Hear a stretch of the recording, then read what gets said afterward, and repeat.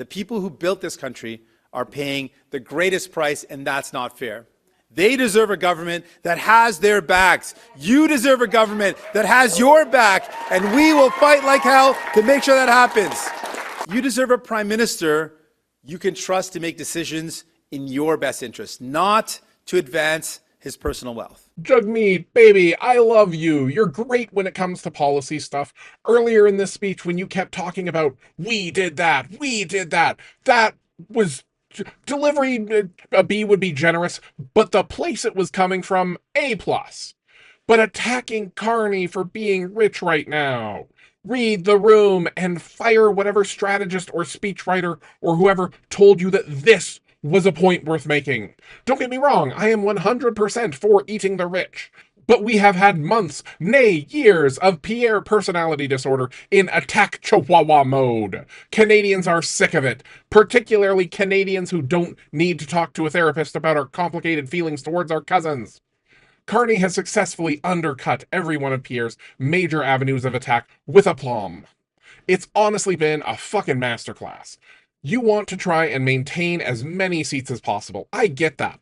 But the way to hold on is not by trying to pick a fight with the new interesting kid. Everyone thinks he's cool, and joining in on an attack against him with the kid that smells like Old Mayo and Axe body spray? That is not a strategy! When your critique of Carney right now is just copying Pierre's homework, but doing it in orange marker, you're gonna turn people off. Nobody gives a fuck right now if Carney's rich. Should we? Maybe. Probably. Very few rich people get that way through completely ethical means, but that critique will not be useful until such a time as he actually does a concrete unethical thing while in office. Your homework for this election cycle? Kick Pierre while he's down. Trust me, people love watching you kick Pierre while he's down. I am building a platform by doing it. Focus on seats you can keep. The NDP's messaging should be the Conservatives who are beholden to the same people as Trump are the enemy, and the NDP want to work vigorously for the Canadian people in the House of Commons. And then tell your stories about how you had to drag the Liberals to the left to ensure as many Canadians as possible were taken care of during COVID. You can talk about the half measures that the Liberals wanted to put in place while you pushed for policies where they had to give the Canadian working class more, or you wouldn't continue to support their government. You guys did a lot of great stuff, and you haven't successfully taken credit for it. And Pierre has positioned you as just Trudeau's lapdog. So don't do that. Make it clear that Trudeau the whole time was beholden to you. Take credit for what he did right, and leave him with his failures.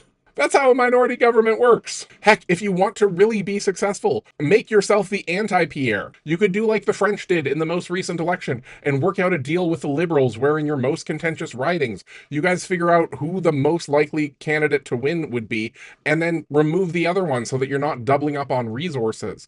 Have a common enemy and work with the Liberals on that. And yeah, you can get some barbs in about how Trudeau promised electoral reform, yet you're still having to do this messy thing. You know, acknowledge that even though this isn't as good as true electoral reform, the NDP are gonna be the ones to clean up after the mess that the Liberals left us with. But I want you to know, I am mocking you, not for clout, but because I am part of your base.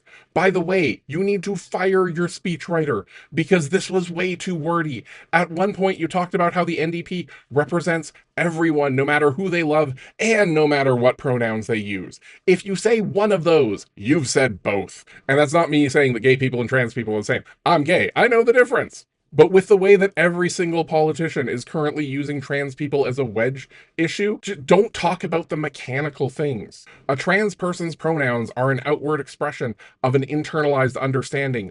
Queer people aren't stupid. Well, most of us aren't stupid. We all know that the NDP is the best party for our rights, but we are not commonplace, so do not use commonplace language when talking about us. Rather than telling me that you support me, talk about me as if it would be absurd to not support me. Don't talk about pronouns or top or bottom surgery or clinical mechanical things like that unless there's a really good reason for it. Talk about how no Canadian should be pressured to lie about who they are or pressured to misrepresent who they know themselves to be. Talk about how conviction and people being free to have convictions is essential to Canadian identity, because the queers will catch that. And the people who don't love queers will think that you're talking about how everyone should be allowed to have these complicated feelings for their cousins. It's win-win. Again, I love you, but I need the NDP to survive this election cycle with official party status, because America has shown us that when voters do not have a truly left option, everything just gravitates to shit.